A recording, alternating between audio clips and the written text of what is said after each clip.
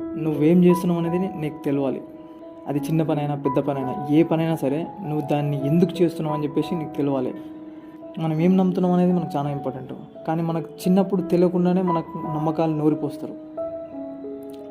ఆ నూరిపోసిన నమ్మకాలు మనకు ఎంత మటుకు ఉపయోగపడుతున్నాయి, అవి కరెక్టా రాంగా అని చెప్పేసి మనం సెల్ఫ్ అనాలిసిస్ చేసుకోవాలి. ప్రతి ఒక్క అంశాన్ని మనం ప్రశ్నించాలి. సొసైటీ మనకు చాలా చెప్పి వేస్తుంది, కొన్ని మనకు తెలియ కూడా తెలియదు, ఆ సొసైటీ కూడా కొన్ని తెలియదు. సో ప్రతి ఒక్క అంశాన్ని మనం ప్రశ్నించాలి. ఇది దేనికోసం, అది దేనికోసం, ఇది నాకు ఉపయోగపడుతుందా, ఇది సొసైటీకి ఉపయోగపడుతుందా అని మనం ప్రతి ఒక్క పాయింట్ని మనం ప్రశ్నించాలి.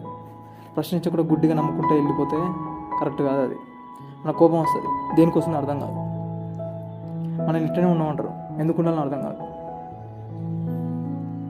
సొసైటీలో ఉండాలంటే rules and regulations must and should. కానీ నువ్వు స్వేచ్ఛగా ఉండాలంటే ఆ రూల్స్ నేను ఆపుతలేవా చూసుకోవాలి.